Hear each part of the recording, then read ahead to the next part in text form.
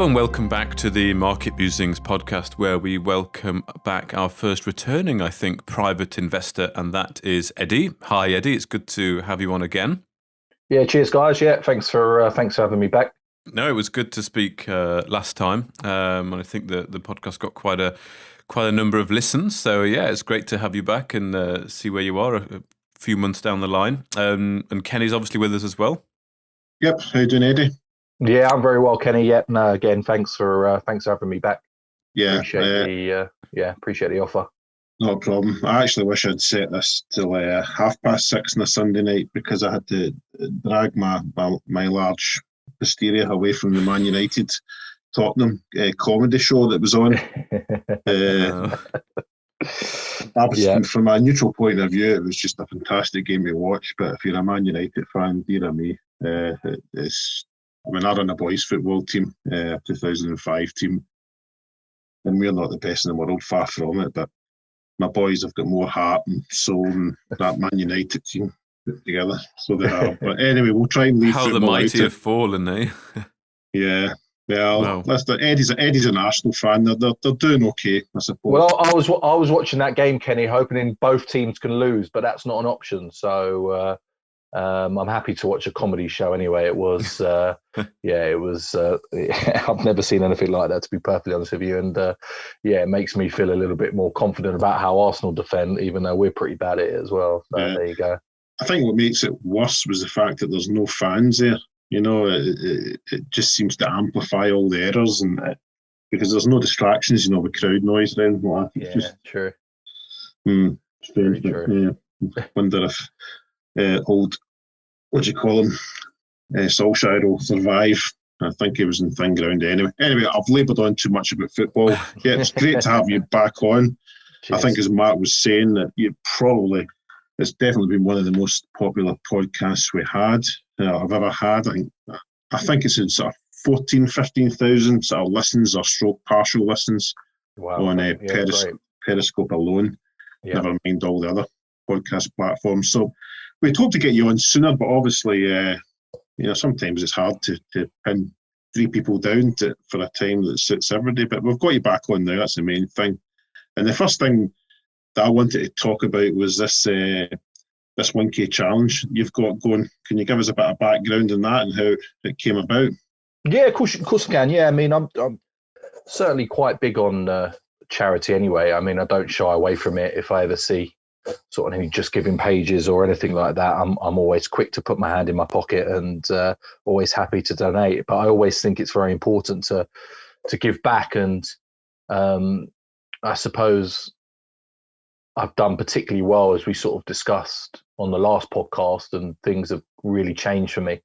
And one thing that's really changed is obviously the growing amount of followers, and some of them are fantastic. I interact with them on a daily basis, and they're a pleasure to speak to. Obviously can't say that about everybody on Twitter, but we'll come on to that.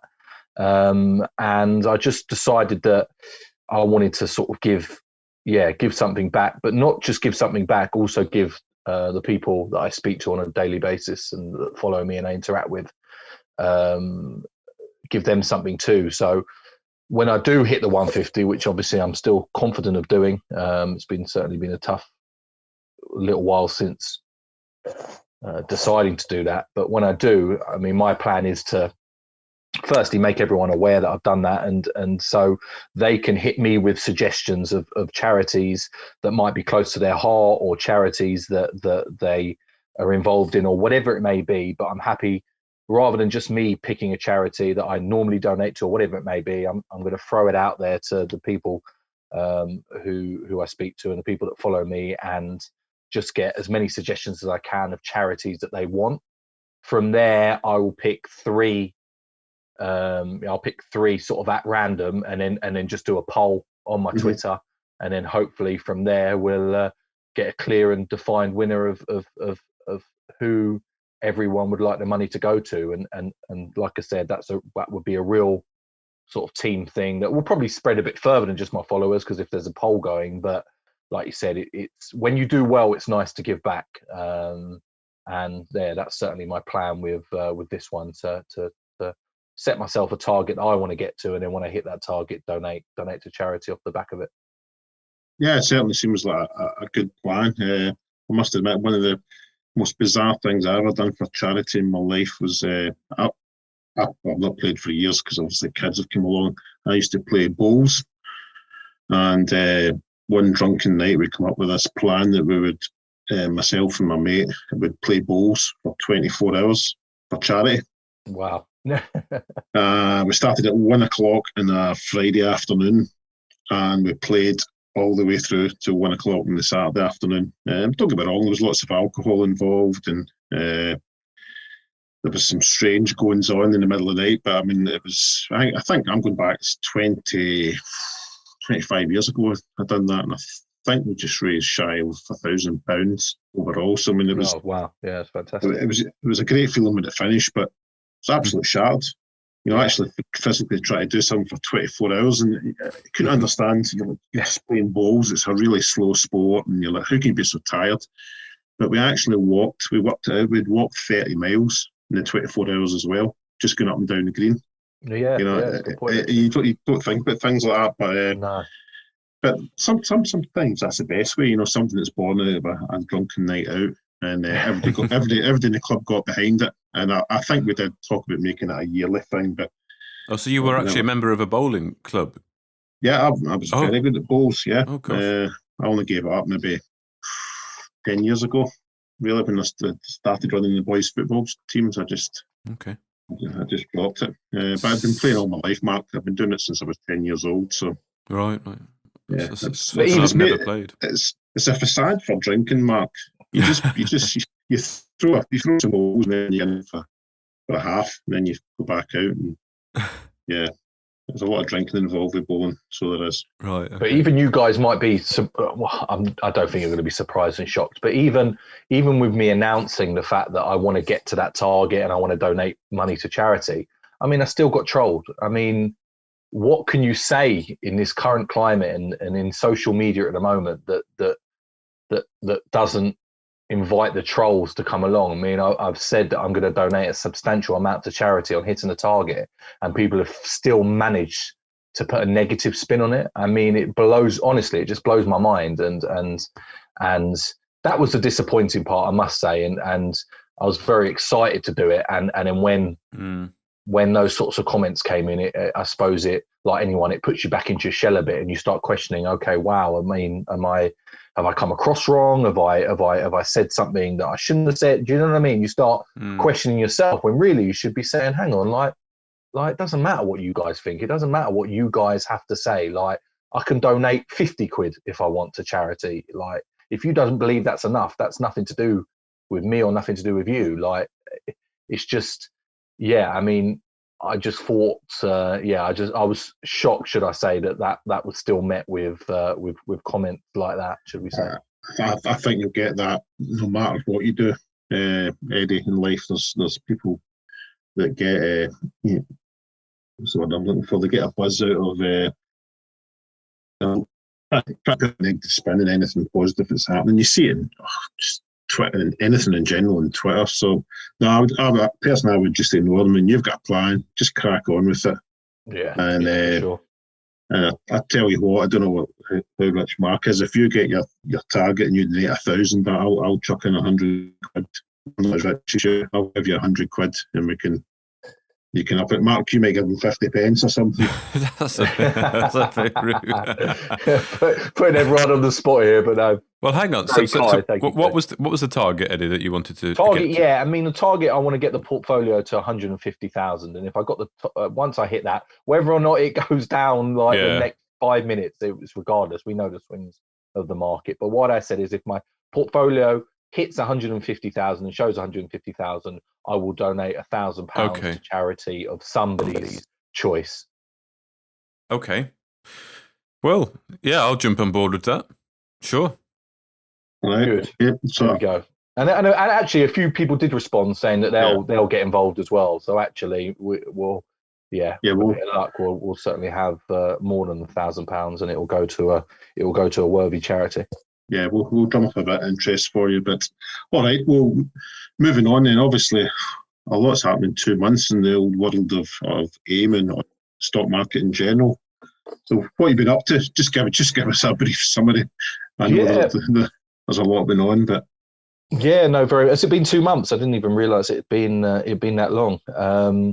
I'll tell you one thing to start with, and I've said this a few times. I am wiped out now. If I'm honest with you, I am drained. My battery level is zero. Like I said, I've done this 15 years, which we discussed on the original podcast, but I've never done it so full on that I've been on since last 6 months ish, 7 months maybe, since COVID and furlough and everything like that, because it's allowed me to, because my business has been so quiet. And I take my hat off to all those doing it full time and all of those that do this on a daily basis, because genuinely, like, I cannot wait to get that next big win. I cannot wait to get that get a decent win and just take some time out, and however long that may be, 2 weeks, 3 weeks, 4 weeks, I don't, or maybe longer, maybe less, I don't care. Just not to have to get up at 6:45 every morning. I know that's not early, but it's just a routine. I mean, getting up 6:45 in the morning, getting down to the computer, getting ready for the 7 o'clock RNS reports to come out, being on it from the moment the market opened till 4:30. Because as somebody joked with me the other day, and they weren't even wrong, you can't even go out and get a loaf of bread without knowing what's going on with your stocks, because that's how quickly something could come out that could affect your stocks, that could make them fall. So during that sort of 8 till 4:30 period, you've got to be so on the ball. And even after that, I'm researching stocks, I'm talking to people that I speak to on a regular basis, and I just feel like I'm constantly on my phone. I'm constantly doing something that's related to stock. So the big thing for me is genuinely just allowing myself a break soon, and I'm not quite there yet with where I want to be with a portfolio to have that break, but one decent win, and I'm certainly confident with the stocks that I'm in, one decent win should certainly allow me to do that. I mean, I don't know if you found that, both of you found that at all, that it gets a bit draining being on it 100% of the time. No, absolutely. I'm probably a different beast from Mark. I'm a bit more, I don't know, I tend to thrive on the 7 days a week. I'd work constantly if I could, but occasionally I do have a meltdown. You know, something will just trigger it someday or something, and I throw my toys out the pram. And I probably had a mini one on sort of Thursday, Friday, and yesterday was the first day in, I'm going to say this year, that I didn't turn the laptop on, which is unusual for me. When yesterday? Yeah, never. I had my phone, obviously, right, but I never turned my laptop on, which is not like me, as you know, Mark. No. In fact, even last year was my 25th wedding anniversary. We went away for the weekend and took the laptop with me, and I still think I'd done 3 or 4 hours work in the morning while wife was still in bed and sorting herself out or whatever. Morning, I don't know. I'm just addicted to it. And I think you'll find it hard to give up, Eddie. I know you say it'll be good to get away for 2 or 3 weeks. You would probably need to go somewhere where there's no internet. Australian outback, going to go away with Aboriginals for a couple of weeks or something like that. You know what, Kenny? You've said to me what everyone has said to me, that I've said this is my plan. I mean, I think not one person has taken me seriously to start with, which I don't blame them. But yeah, no, you're right. It will be very hard to sort of come away from, because at the end of the day, the stock market is gambling. Gambling is addictive, and it's very addictive winning. I mean, I think we talked about this offline after the last podcast. I mean, I know you're pretty much set up as a day trader. I probably won't have the time to sit and stare at the screen as much as I would like to. Although I must admit, in the last 2 or 3 months, I've tried to get my hand back in. Make some time. I mean, what about sort of diversifying your portfolio? You ever thought about maybe, going for some longer term picks and just maybe moving 25% of your portfolio into a 6, 12-month hold and taking some of the pressure off? I think that's the end goal for sure, because at the end of the day, this isn't my main business. It never will be my main business. I have no ambitions whatsoever to do this full time. And like I said, I tip my hat to all of you, anyone listening that does do it full time, because I mean, it's incredible to be able to do it full time and to put that sort of effort into something that's so demanding. But the recruitment is my business. I have set it up. I do want to make a go of that, and that is certainly the end goal. When recruitment starts picking up, it will be moved into more long-term stocks. Might start looking at funds as well, but just trying to protect the capital a little bit more. And I mean, I'm in 6 stocks at the moment, and 2-3 of them are long-term. Anyway, it's the other ones that I'm sort of having to watch and keep an eye on and dip in here and there and obviously buy new ones and come out. But there are stocks I already have that I have got no intention of selling for a year, maybe longer. And if I make money in other stocks, I'll just keep adding to those and growing that from there. But you've hit the nail on the head, Kenny. I've got to definitely find. I'll never come out of it completely because I enjoy it and I love the research side of things, and I love finding a share at the bottom and the start of its journey and watching it grow. So that will never change. But I suppose I just want to sort of come away from constantly looking at it from morning till evening. I think my brain's starting to be a little bit fried because I'm not used to doing that. It was funny, I put a poll out last week or maybe the week before because I was seeing a lot of posts. I don't know if you guys have seen it as well. I was seeing a lot of posts just coming up on my timeline of new investors saying that they wanted to give up full-time work and go into the markets full-time. Now, admittedly, that hasn't been in the last few weeks. That was 3-4 weeks ago when the bubble was still around, should we say. I think that has been an issue. I think the markets up until recently have really given people a false sense of security of how easy they think it can be or how easy it's to make money, seeing multiple shares doing 40, 50, 60% in a day. I mean, you've seen a lot less of that recently, and actually it's the other way around. I mean, the markets, which I'm sure we'll come on to, have been very, very tough recently. But I did that poll, and I think it came out about 33% would give up their full-time position and go full-time trading, which actually was higher than I thought it was going to be, especially after the last sort of 3-4 weeks we've had. So there are obviously still a lot of people out there that have that plan, and good luck to them. I mean, I hope they do it and I hope they absolutely smash it. But I'm kind of glad we've had the last few weeks, because I think I think it sharpened a few people up and made people realize, hang on a minute, the stock market doesn't just give, it takes away as well. And when it takes, it takes in devastating fashion. Yeah, definitely. I mean, I made that jump about 18 months ago, and Mark's just made it recently. I mean, it takes a bit of balls to walk away from. Well, my situation was it was a well-paid job. I could have done it for the rest of my life, no problem. But my brain wasn't getting taxed. When you're not enjoying it as much, you start to look for issues that are not there. And it was a very small office, 4 guys, no windows, and it just became a labour going into work every day. And if somebody was in a bad mood, it's hard work, and you're stuck in that office all day. So that was the best thing I've ever done. And with a few family members, kind of, you're doing what? And I just went, well, do you know what? At that time I was 46, I think, maybe just turned 47. And I said, I either do it now, or I'm never going to do it. And I'd rather go and do it, bugger it up, and say, well, do you know what? At least I tried. Life's not a dress rehearsal. You've got to go for it.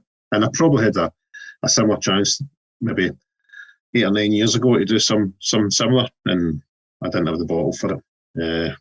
But I don't know, it just felt right this time, so I went for it. But no, it's a brave thing to do.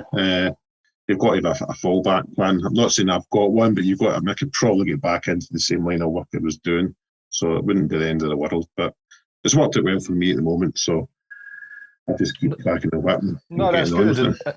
No, it's good. And like I said, I mean, good luck to anyone that does it. It just should not be off the back of, it should just not be a knee-jerk reaction off the back of what we've experienced the last X amount of months. It should be something that you've really sort of set your heart on and decided to do. Because what I am seeing at the moment, and yeah, maybe it might be Twitter and it's not a real true representation of everyone that's out there. I get that. But up until the last few weeks, it just felt as though there were just new investors picking shares. It was always the same shares over and over that they just believed a get rich quick. Do you know what I mean? Which there's no such thing as get rich quick. And some of these shares just flew ridiculous amounts. And if you had a decent amount in it, you make a lot of money. And there's naturally you're going to think it's easy. And that's why I did the first podcast. That's why I'm doing this podcast,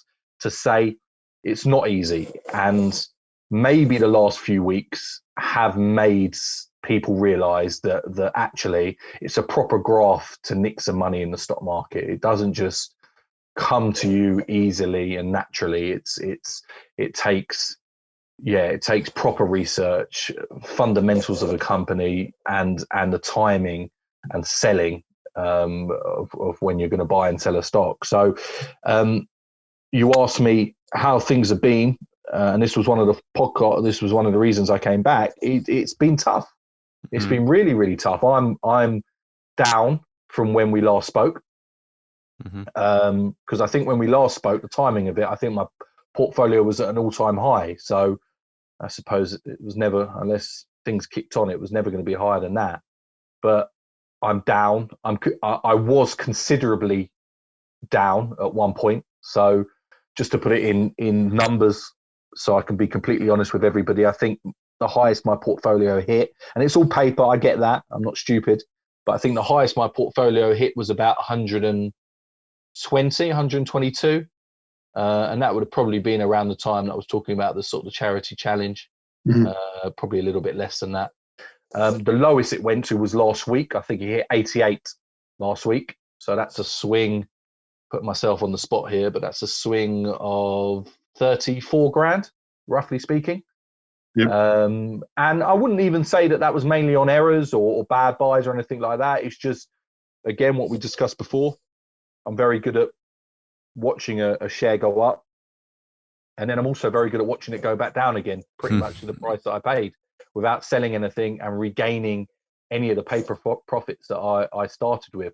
I mean, last week for me was just mental. I mean, the swings I had last week, I think the portfolio had week on week just kept slipping away because the markets haven't been good. I mean, we all know that. There's so many different factors to why the market hasn't been good.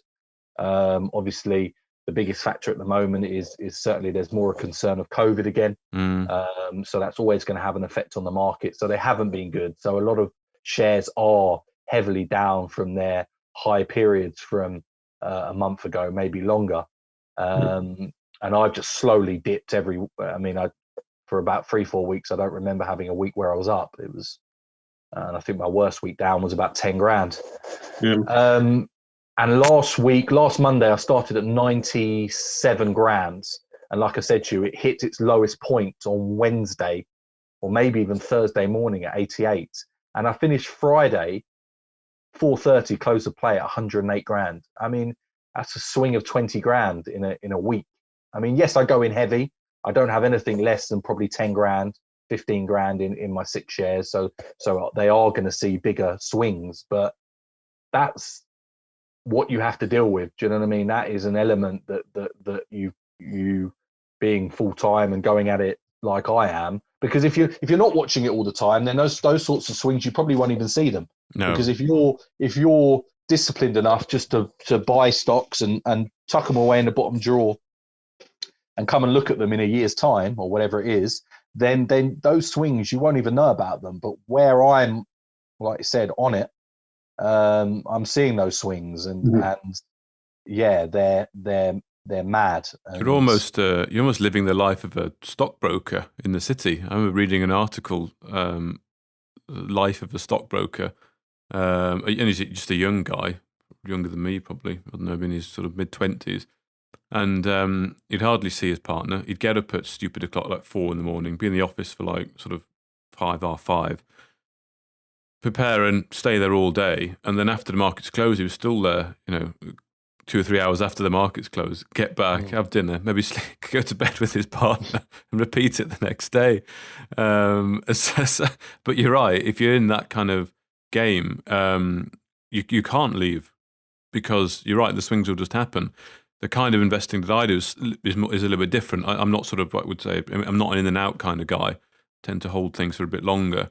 And I tend to go for companies that I feel quite relaxed with and understand what they're doing, and sort of buy into a story. I think that's what I like to do, is buy into a developing story rather than sort of, trade different swings. But each their own, But yeah, you can't leave if that's the game you're in. And the pressure on you must be pretty intense. A friend of mine had his father that's how he made his living. He made his whole living from the stock market every day until he was about, I don't know, sort of late 40s, and then he thought, yeah, I've got to stop now because it's just too much pressure, and go for something a little bit more stable. But he made his money, and then because you're not that old, are you? I guess so. You can do it for a few more years and not worry too much. No, I'm 36, so yeah. I mean, older than most, younger than some. Like I said, I speak to a fair amount of people on Twitter who are of all different ages, and some are as young as 19, 20, smashing it. And some are older. But yeah, I mean, I am living a life of a stockbroker, hence why I feel drained and have nothing but admiration. I mean, going back to what you said, Mark, how often will you check those shares that you... yeah, I'll be looking at them all day. Don't get me wrong. Yeah. They'll be on my screen, but I would do my work on one screen and have the market on the other screen. But yeah, so I will be looking at it all the time, pretty much. Yeah, and I'm probably, but everybody's different. I'm different approach as well, and I think we talked about this offline last time as well, Eddie. I made a conscious point as soon as I left my work, and I started opening as many broker accounts as not as many as I could, but I think I've got 5. So SI Capital, First Equity, Optiva, those kind of people. So that when I take part in a few placings now, that's my kind of bit of my strategy as well. Preferably with wants attached. Wants are nice to have, because you can just stick them away in the bottom drawer. Forget about them, especially if they've got like a 3-year expiry. Typical example would be some of the guys that done the early placings in Greatland Gold.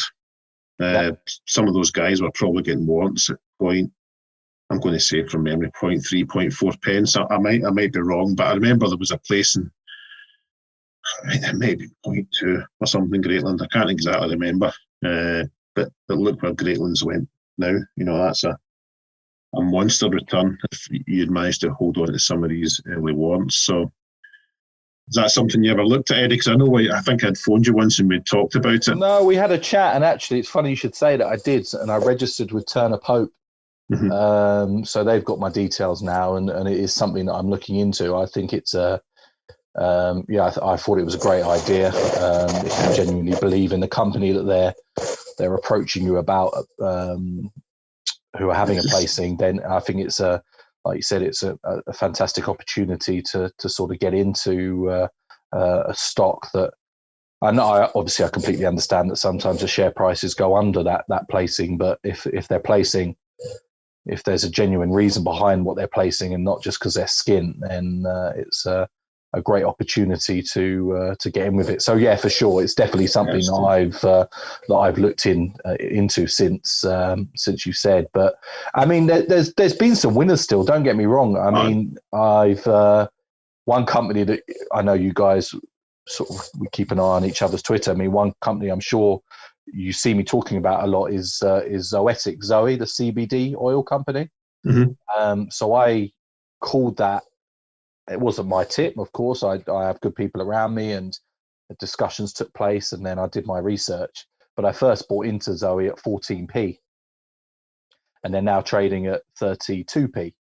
And I believe that they're going to go a lot higher than that. That's what we spoke about before. One of my bottom drawer shares, that money is going to be tucked away in them for a while yet, because they've just started out in their journey. But it's funny because I've got a fair amount of money in them, but I saw paper profits disappear 3 times with them. I mean, like I said, first podcast, I admitted I'm terrible at selling, and that will never change, and that will always be a weakness of anybody, because we're just greedy and we see a share going up and we believe it's just going to continue that way, and there's no way it's going to come back down. And then sorry, just interrupted. That's the beauty of doing a placing and getting warrants. So you can take part in the placing.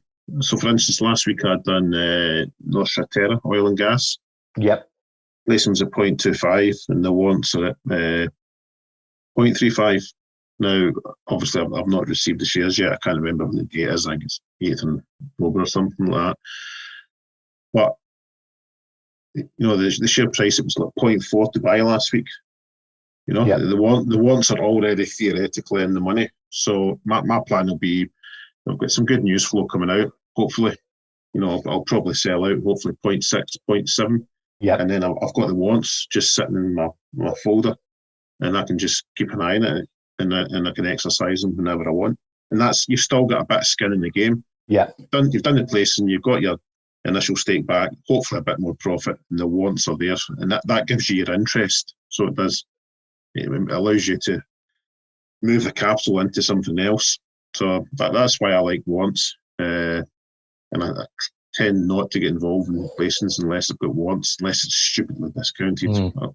No, very much so. And going back to Zoe, as I said, it went up to 24, 25p, then went back down to the price that I paid, then back to 24, 25p, back down to the price I paid. I mean, if I was on the ball and I was a trader, which I fail at miserably, I mean, I could have sold out of them 3 times and bought them back 3 times and made 5-6 grand a time every time. But I just watched the profit dwindle every time and watched my portfolio yo-yo up and down, because it's one of my largest holdings. So I was literally just, and now there has been a breakout. I'm not saying for 1 second it's going to continue. But for me, I just liked everything about them. I like the fact that they were, as I said, start their journey. CBD market is huge, getting bigger and bigger. I've tested their products as well. Bought their chill gummies, which taste good. I'm sure they do chill me out, but I'm quite a full-on guy as it is, so it would take a lot to chill me out. But they've got some fantastic products. They're rolling out. They've rolled out in Europe and US already, but they want to roll out more, and they've got very good profit margins. So I see them at the moment as a potential huge business for me. For me, they could. I don't put price predictions, never have, and I won't.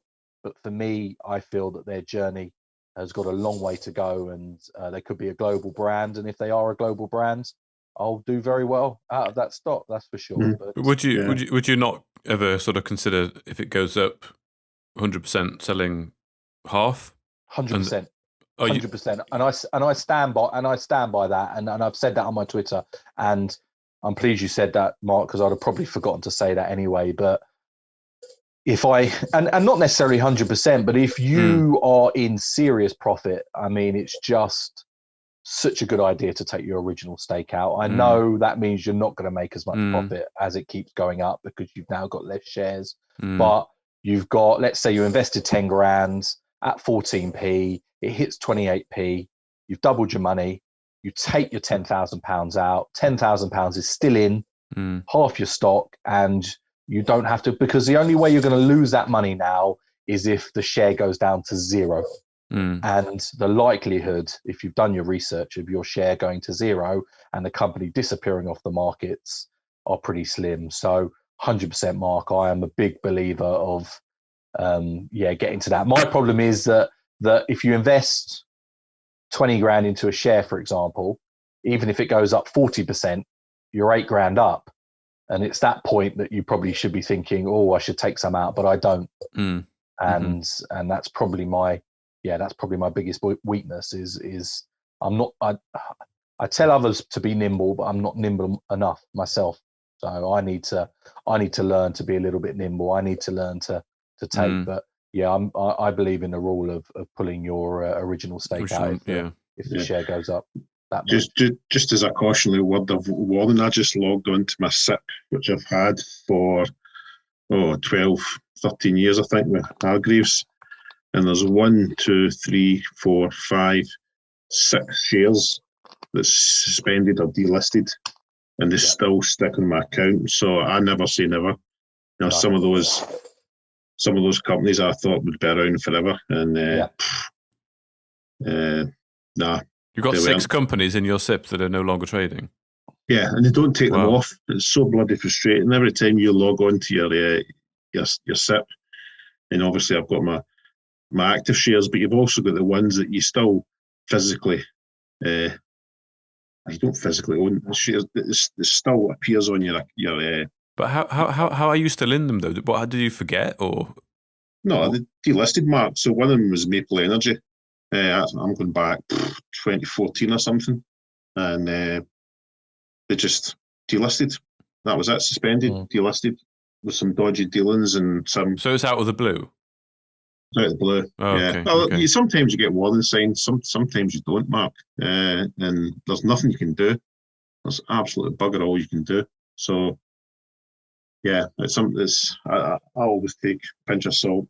They can. They might not go to zero, but if they suspend for whatever reason, if it's you can get an accounting issue. I mean, you think about what's the lorries that go up and down the country? Eddy Stobart.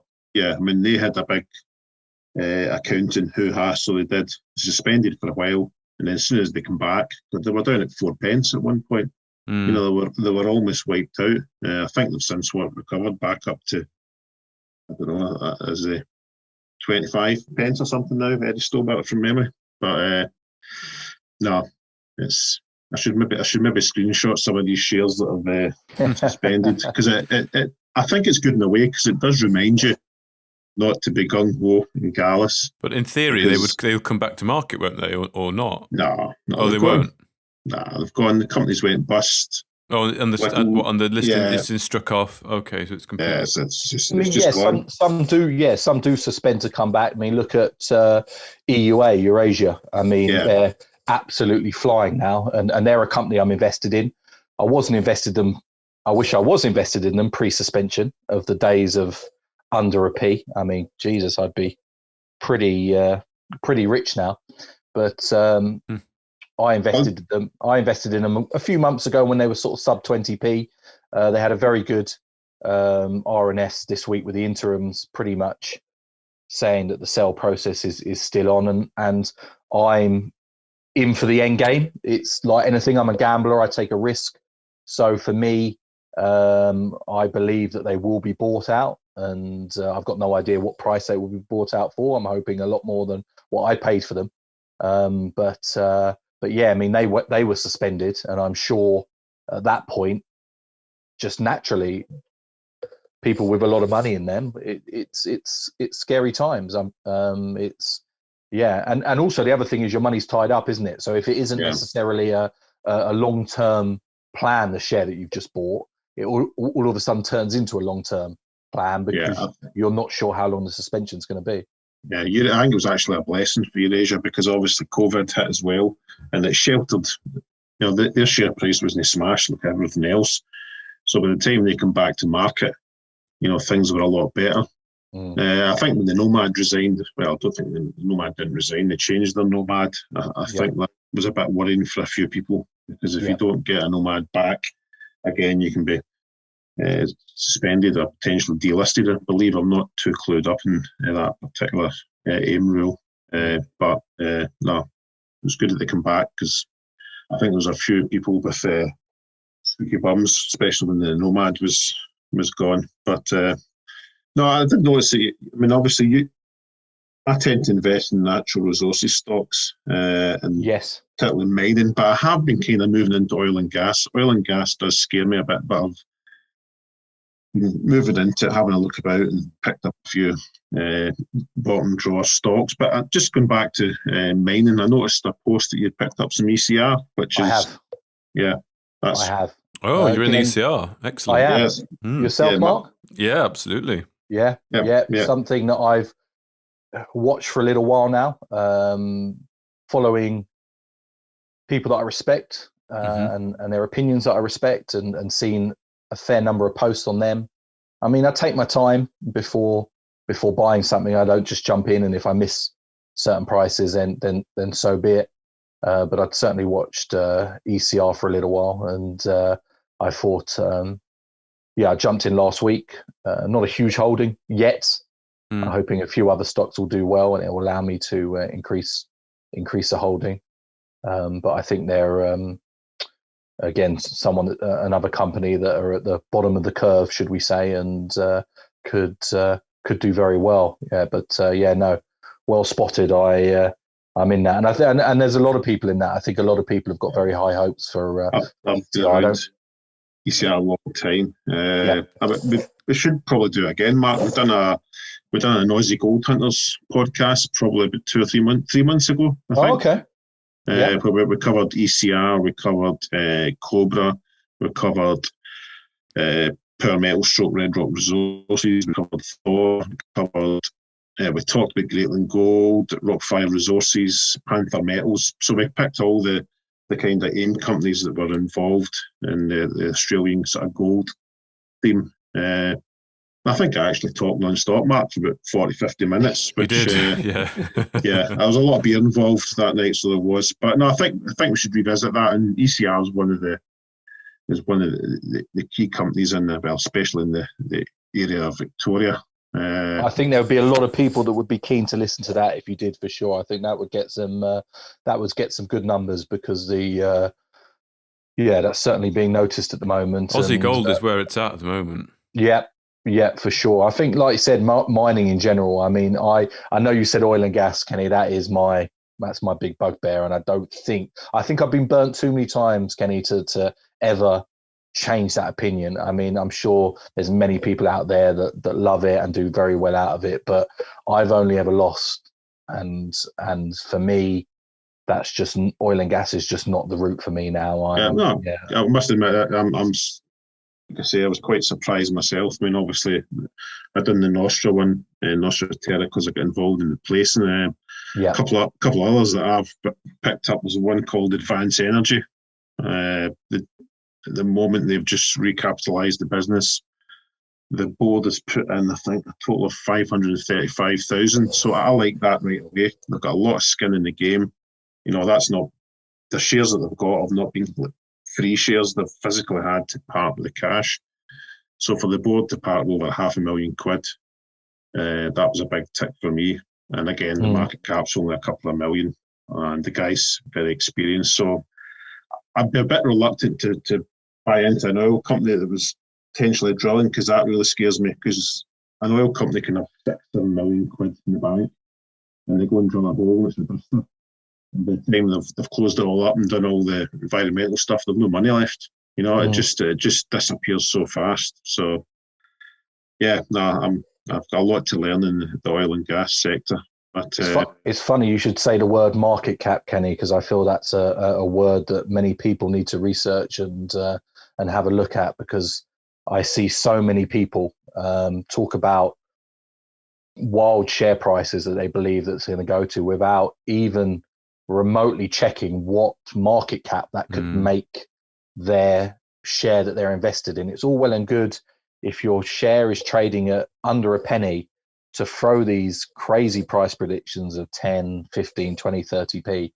But you need to look at the market cap if that company did hit 10p and what that would be. And if we're talking market caps bigger than some of the world leading banks and bigger than some of the largest companies out there, then you're just deluding yourself and taking others with you. I mean, market cap really is something that any investor that wants to put money in a share and really needs to look at the market cap of a company before they throw their money into it, just to make a decision whether or not the company is undervalued or overvalued. Don't get me wrong, I'm fully aware that AIM is all potential, so the market caps are overblown. I know that.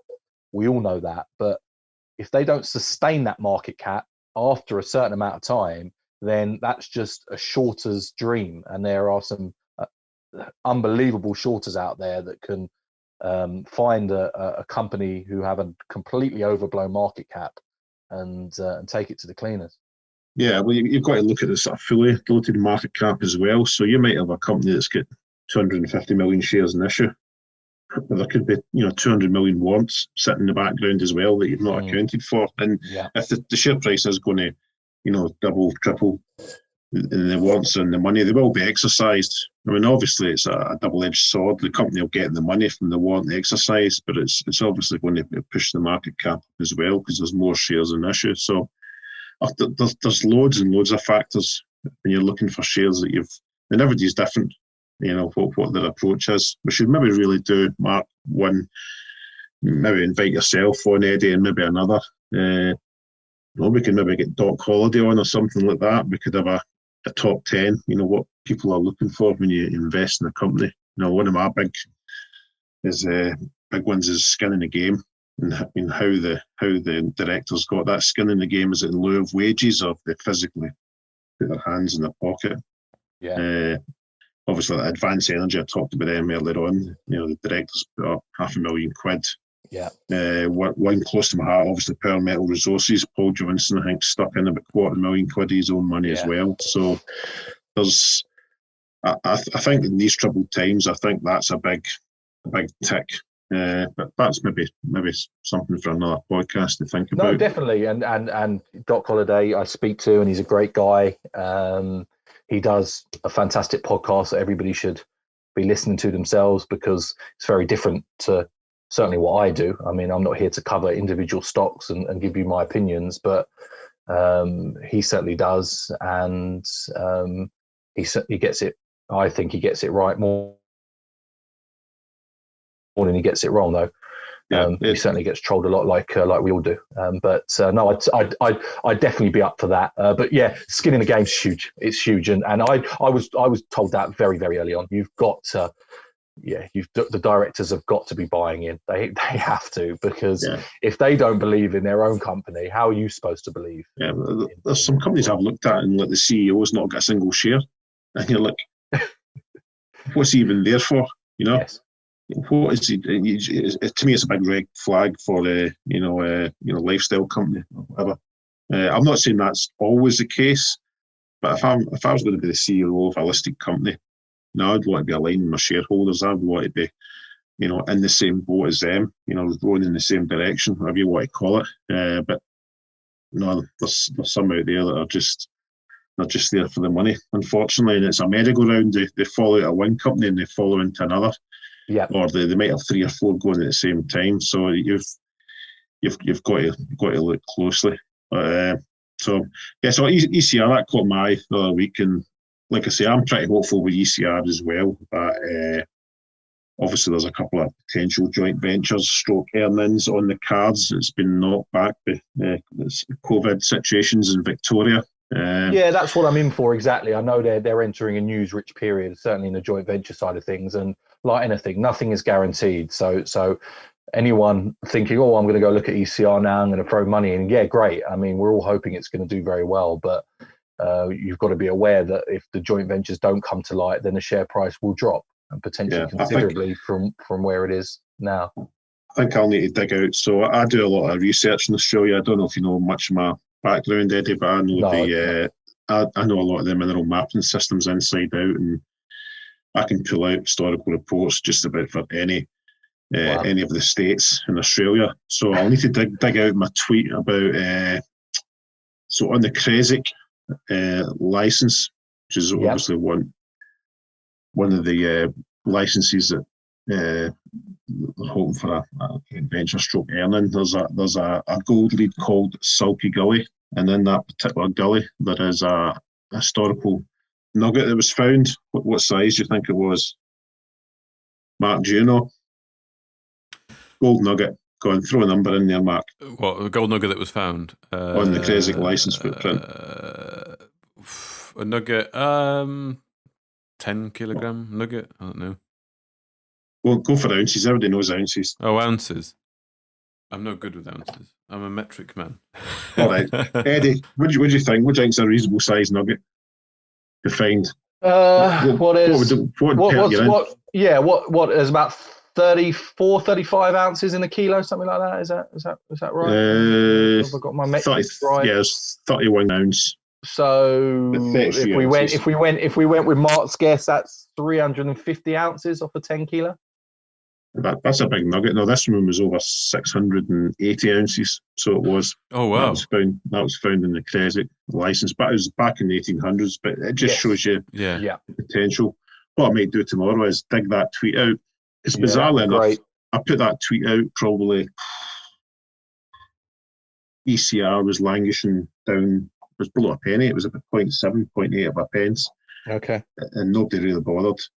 But I guarantee if I put that tweet out tomorrow, it might perk up some interest.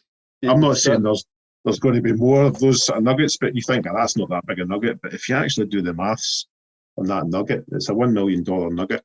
If I wasn't confident enough in ECR already, knowing you're in, Kenny, and your knowledge of Australian mining, you've made me feel 10 times more comfortable now. Thank you very much. Yeah, I'll find that. I'll find that tweet, and you can retweet it or you can comment on it if you want. I'll send it after the podcast. Yeah, no. In fact, I've even got pictures of it as well, and the news article that goes with it. Yeah. So, I'm surprised the company never actually. The problem with these kind of thing is, the company, they could RNS and say, look, it came to our attention that a nugget was found on the lead that is within our footprint, but then they've got to go and probably spend some money to get a competent person to go and verify all the facts, and that probably costs, I don't know, let's say $5,000 to get a geologist to go and verify everything. Is it really worth it? Putting the RNS out, but it just depends. There's other ways of putting the information out, so they could probably have done it other way. But the company are aware of it. I did point it out to the company. The nugget was on their footprint. So watch this space with ECR. Yeah. Exciting times for sure. I mean, what are your guys' takes on the COVID stock still? I mean, I'm not in as many as I was, but I'm still bullish on COVID stocks. I think I know they've gone up a lot still, and some of them are reaching sort of all-time highs. But for me, I still think that they have a good few months, maybe longer. I think they do.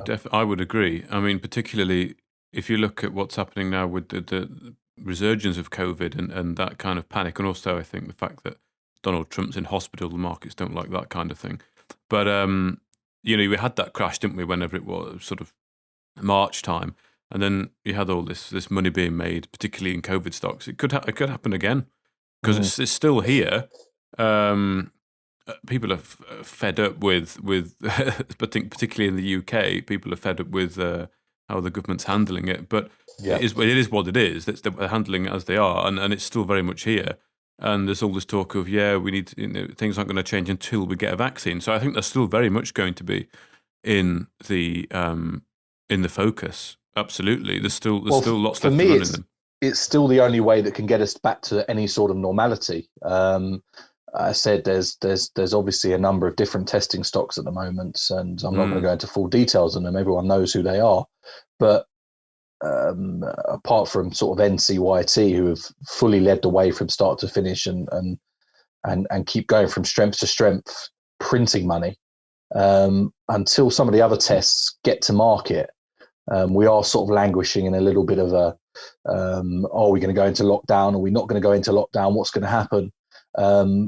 But I think people don't realize that if these tests come to market that give you accurate antibody, so whether or not you've had it and they're available immediately, and potentially a rapid antigen test with saliva where you could just go and buy it over the counter, and you wake up one morning with a cough or a cold or whatever it may be, and currently you don't know what to do. Do I stay in bed? Do I go to work? If I go to work and cough, am I going to be sent home from work? I mean, no one knows what to do. And obviously we're moving into winter now, where coughs and colds and sneezes are going to happen daily. So for me, the tests that need to come to market, that are coming to market, are game changing, and are going to be the only way that we're going to find some normality again.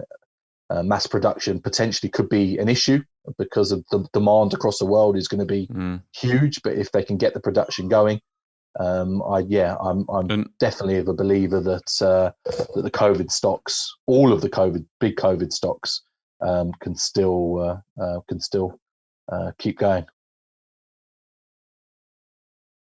What would you say are the sort of COVID stocks? What are the ones that you're keeping an eye on? Well, I'm invested in Avacta, and that hasn't changed. Okay. That hasn't changed. I'm in Avacta from its early days, not as early as it could be, and that's yeah. I mean, it's been a little bit slow. I mean, I would have probably wanted a bit more progress than they currently had. I mean, yeah. The presentations have been great. Alistair, whenever he talks fantastically well. But they could probably be a little bit further down the line than they are. I think Alistair admitted to the delays on the last presentation. Not massive delays, but it's more them being held up than them holding things up, should we say.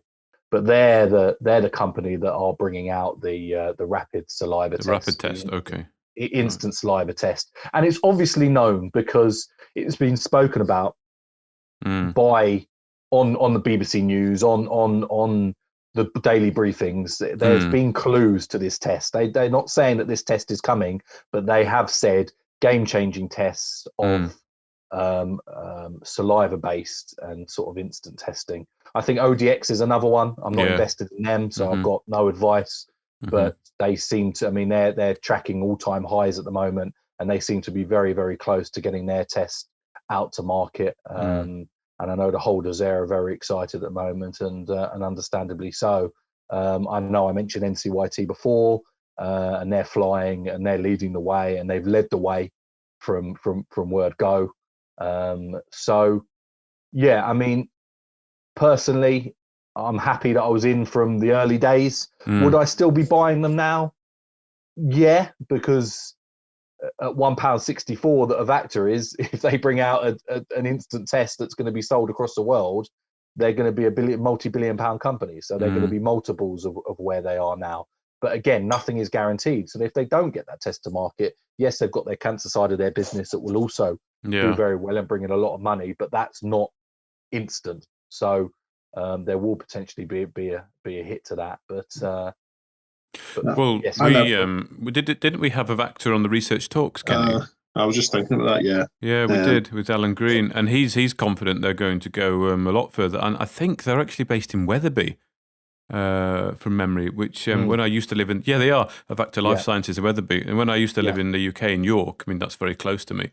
You get these incredible sort of pharmaceutical companies just born out of a small sort of office somewhere in this little market town of Wetherby.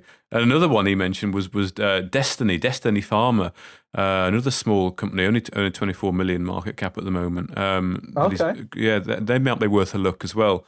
They're working on super, what do you call them? Superbug.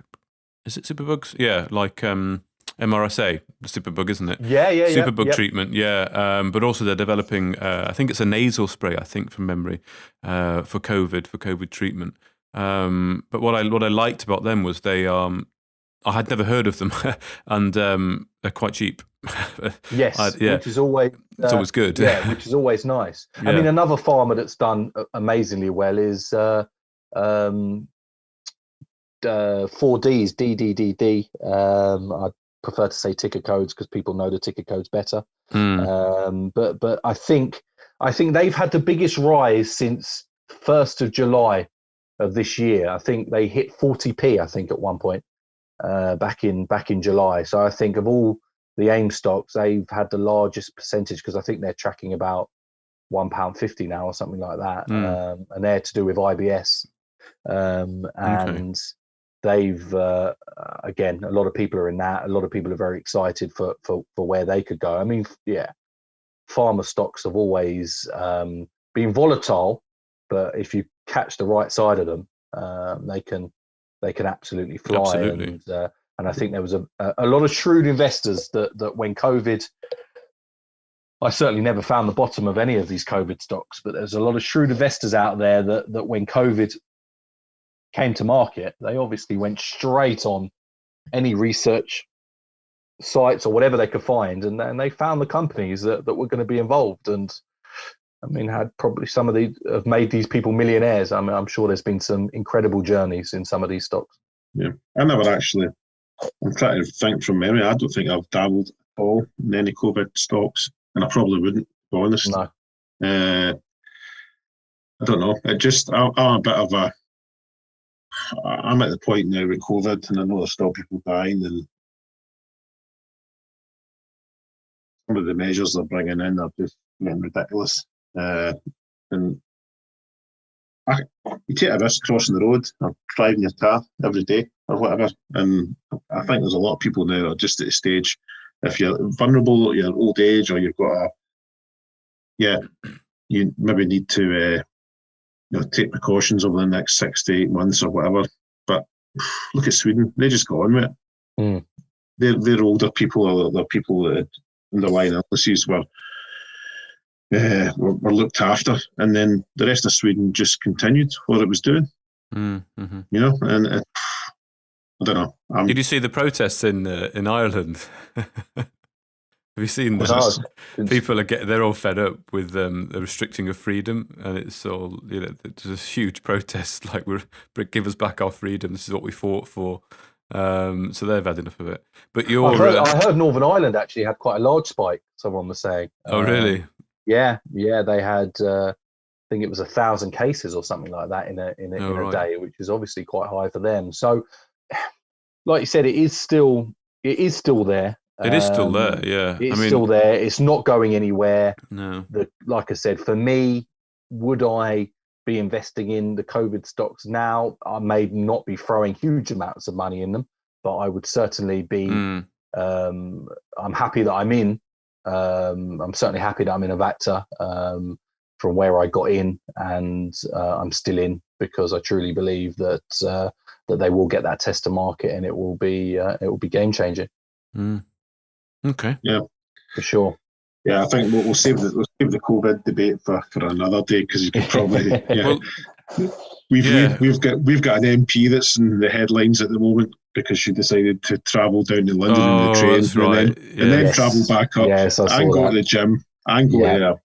So, and she's still not resigned. So I'm not going to name what party she's part of, but I see things like that, and I'm just saying, why the hell are we tiptoeing about?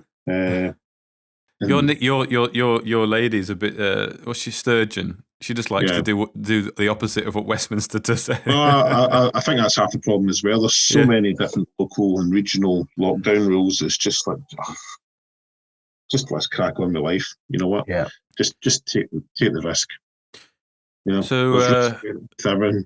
No, absolutely right. So look, this podcast has been really good. This is over an hour. It's just general chat. I think we can do this a regular thing. This is quite sort of easy chat, I think.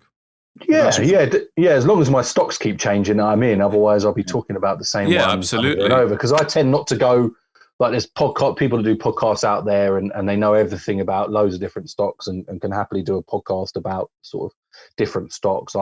I tend to know a fair amount about the ones that I'm in, not necessarily sort of the wider markets, but yeah, for sure. I mean, a couple of things I just did want to mention, because like you said, the great thing about these podcasts is a lot of new investors are listening now, maybe more so because I sort of make a point of trying to protect's the wrong word, but maybe just give advice to new investors. I mean, one thing that I've mentioned a number of times on my Twitter chat and just wanted to mention again is, I'm not sure how much I guess you guys don't have a lot of dealings in it, but is these Telegram groups, and What? Well, I'm Mr. Telegram. You're talking to Yeah, the right guy. are you mainly on Telegram? Are you, Kenny?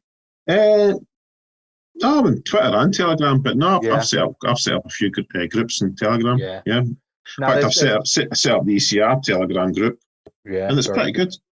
It's pretty good.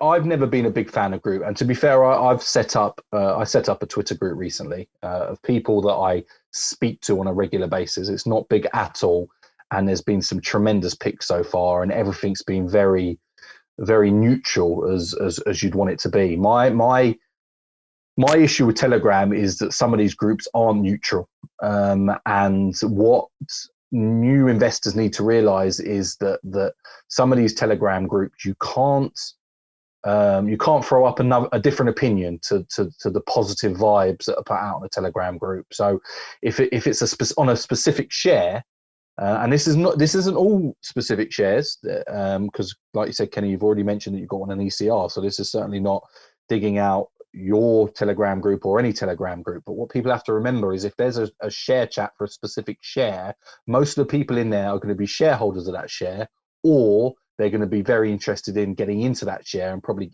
getting into it soon.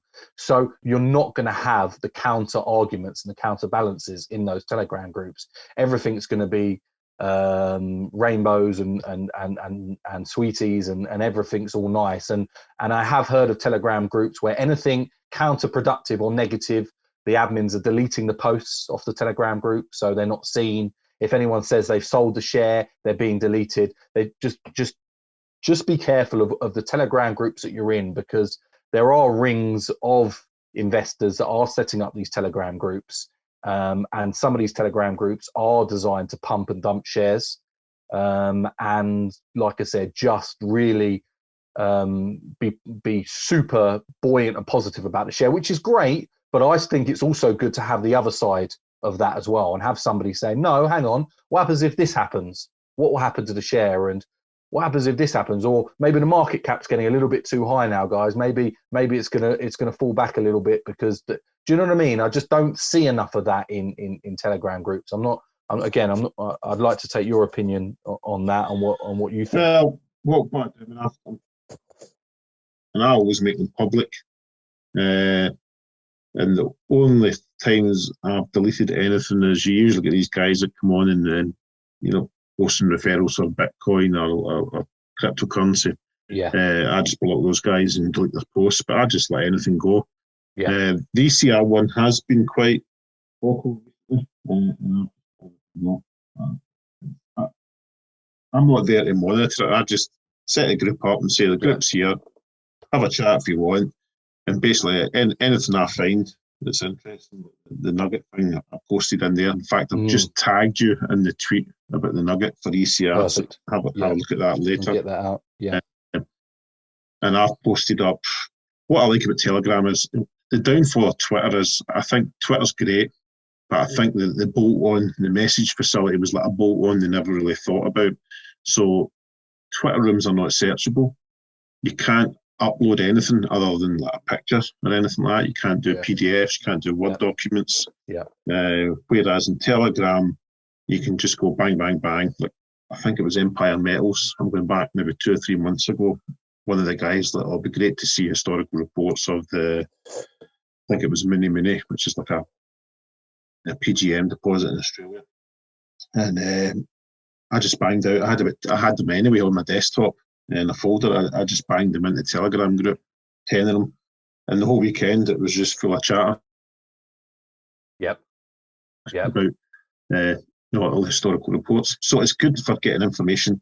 It is, and this is no way directed at all Telegram groups, because, like you said, you don't even monitor it. There are groups that are monitored. There are groups that are manipulated and are used in a way to get a share sort of out there, like the Robin Hood effect. And I just want people to be vigilant and mindful that not all these Telegram groups are what they seem to be, and take everything that you see and read with a pinch of salt, because I'm a big advocate for the other side of the story. Like you said, you can't just be fed with all the positives. Every every share has its negatives, every share has its flaws, every share will have a reason why it could potentially drop, and those need to be discussed as well. Mm-hmm. Yeah, and Twitter, Twitter's probably a bit more public, although the rooms are not public. So the Twitter rooms and the Telegram rooms, they're not a million miles apart, to be honest. No. You can't, in fact, unless you're invited to a Twitter room, you can't join it. That's correct. So somebody needs to add you.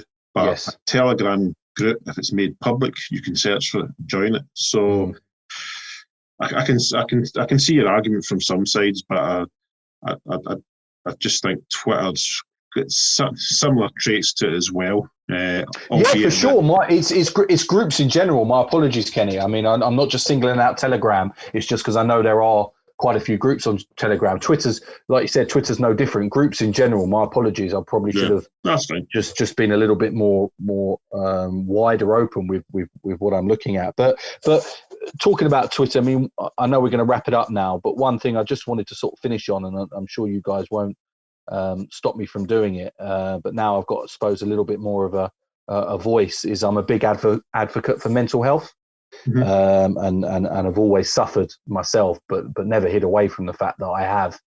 And I just want anyone listening or people out there just to realise that whether or not you're nice to everyone on a daily basis, which I know is near on impossible, or you're listening and you're one of those trolls that go around and abuse people, that not everybody is thick-skinned. Not everybody can take the abuse, and luckily I may suffer with mental health, but I am quite thick-skinned. So I see a lot of things said about me. I read a lot of things said about me, and actually it's water off a duck's back. But not everybody has that support network around them. Not everybody has that same ability just to brush it off. And people just need to realize that social media is just getting more and more dangerous in that sense, that people are able to say whatever that they want without any consequences. You don't need to put your passport details into Twitter or Facebook or wherever it may be. You don't have to put your telephone number or address or anything. So you're basically undetectable. And that's what allows people to say whatever they want on these platforms. And I see a lot of it on Twitter, under share codes or whatever it may be, a lot of things being said. And I just want to take this moment just for everybody to realize that no, I'm not saying everyone should get on and live as one happy family, but before you abuse somebody, before you say anything negative, before you out somebody in front of thousands of followers or whatever it may be, just think before you do it, because the stock markets take enough of an effect on people's mental health. I mean, I couldn't even imagine what certain people may go through when they look at their portfolio and they're 50, 100, 150 grand down, whatever it may be. So we all go through enough looking at our portfolios and the swings and losing money. That is enough to bring you down, without then going on a social media platform or Telegram or wherever it may be and then be abused by other people on there. So I just want to sort of, if we are wrapping it up, I just want to sort of end on a note that just people just need to think a little bit more. And if they do want to talk, I'm happy to, my DMs are open, and enough people DM me on a daily basis. Maybe not so much about that, maybe more about stocks, but I'm certainly happy if anyone wants to ever talk about that sort of thing. Nice way to end the podcast on a Sunday night. It's almost like a thought for Sunday. It was almost like back at I don't know if you guys are maybe not old enough to remember, like Sunday school or Bible school. You used to have to go to that when I was younger. It was almost like pause for a thought type thing. But no, it's all true words. Must admit, I've never really been trolled on Twitter. I don't know. Not recently. Perhaps back in the days of ADVFN, yeah. But Twitter, nah, I seem to avoid it at the moment. Yeah. But there we go. But no, it's great having you on. Thank you again, guys. Really appreciate it. And we'll try and do it once a month, because, like I say, these chats, you think that's only going to be half an hour, but they've done an hour and 15 minutes already. So yeah, I think that's long enough for this one anyway. But Yeah. Yep. Appreciate the time, Eddie. Mark, have you got anything to finish off with? Great. It's nice to have you on again, Eddie. Thank you. Yeah. Yeah. And words at the end, very, very poignant. Yeah, it's a very good point. So. Yep. Okay. Right. Good. Thanks for your time, Eddie. Yeah, and you have a great evening. Thanks. Cheers. Cheers. Thank you for listening to another podcast from Market Musings with Fairbairn and Russell.